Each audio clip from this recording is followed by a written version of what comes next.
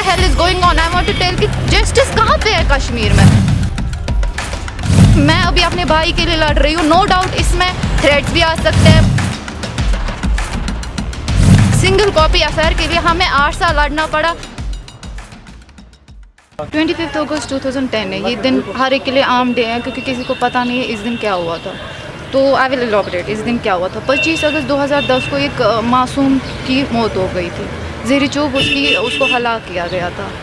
ये 25 अगस्त 2010 की बात है जब पीक एजिटेशन उस टाइम भी चल रहा था, तो कर्फ्यूज़ एंड स्ट्राइक्स रह रहे थे उस टाइम पे। तो इसे पुलिस ने पकड़ा और फिर ज़ेरी चोब इसे मार दिया गया। उसके बाद we started struggle for justice. हमारी कहानी वहीं से स्टार्ट हो गई कि अब जस्टिस हमें चाहिए था। पहले हमारा स्टार्ट हो गया कि एफआईआर काटने के लिए हम लोग यहाँ पे it take around 8 years to lodge an FIR. तो थैंक्स टू बाबर कादरी जिनकी वजह से वो एफआईआर लॉज हो पाया। 8 साल बाद जब एफआईआर लॉज हो पाया, मुझे नहीं समझ आ रहा है कि कश्मीर का जस्टिस सिस्टम इतना वीक है कि जिस एफआईआर को काटने के लिए सिर्फ 1 दिन 1 घंटा आई कैन टेल 1 मिनट लग सकता है, उसको 8 साल लग गया हमें। उसके लिए स्ट्रगल करना पड़ा एक सिंगल पेज के लिए। एफआईआर कॉपी यहाँ पे आप देखिए तो एफआईआर कट गया। एफआईआर 18 अगस्त 2018 में कटा। ऑर्डर आया सीजेएम की ओर से। एजाज अहमद खान उस टाइम पे जज थे जिन्होंने ये ऑर्डर किया कि एफआईआर काट दो। तो 9 सितंबर 2018 में हमें एफआईआर कॉपी मिल गई।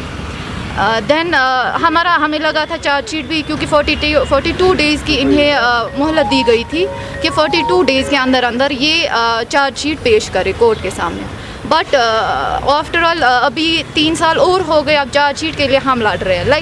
मैं अब ये क्वेश्चन उठाना चाहती हूँ कि इतना फेलियर सिस्टम क्यों है हमारे कश्मीर में जस्टिस के लिए। मेरी लड़ाई किसी से नहीं है, मेरी लड़ाई इस बात से कि जस्टिस सिस्टम इतना वीक क्यों है, क्योंकि मैं अभी अपने भाई के लिए लड़ रही हूँ। नो डाउट इसमें थ्रेट्स भी आ सकते हैं, मुझे बोला जा सकता है पीछे हटो, जस्टिस के लिए मत लड़ो, you know the condition in Kashmir. But what the hell is going on? I want to tell कि जस्टिस कहाँ पे है कश्मीर में। एक सिंगल कॉपी एफआईआर के लिए हमें 8 साल लड़ना पड़ा। अब चार्जशीट के लिए हमें 3 साल वेट करना पड़ा और अभी तक चार्जशीट नहीं इन्होंने पेश किया कोर्ट के सामने। तो बाबर कादरी की डेथ हो गई। उसके बाद हमारा केस अभी कोर्ट में ही चल रहा है, लेकिन चार्जशीट के लिए इन लोगों को 42 डेज़ की मोहलत दी गई थी कि 42 डेज़ के अंदर अंदर ये चार्जशीट पेश करें। लेकिन 2018 से लेकर अभी 25 अगस्त 2021 ने इन्होंने चार्जशीट अभी तक पेश नहीं किया, जबकि 3 साल और गुजर गए चार्जशीट के लिए। अब मेरा सवाल मोदी से है। मोदी से मैं कहना चाहती हूँ, हमारे पीएम नरेंद्र मोदी से मैं कहना चाहती हूँ, उन्होंने 2019 में कहा था कश्मीर बदलेगा, नया कश्मीर आएगा। मैं उनसे सवाल करना चाहती हूँ, कहाँ है नया कश्मीर? मतलब नए कश्मीर में ये होता है कि 8 साल लगते हैं एफआईआर काटने के लिए और 3 साल लगते हैं चार्जशीट के लिए, ये नया कश्मीर है? मोदी से मेरा सवाल है।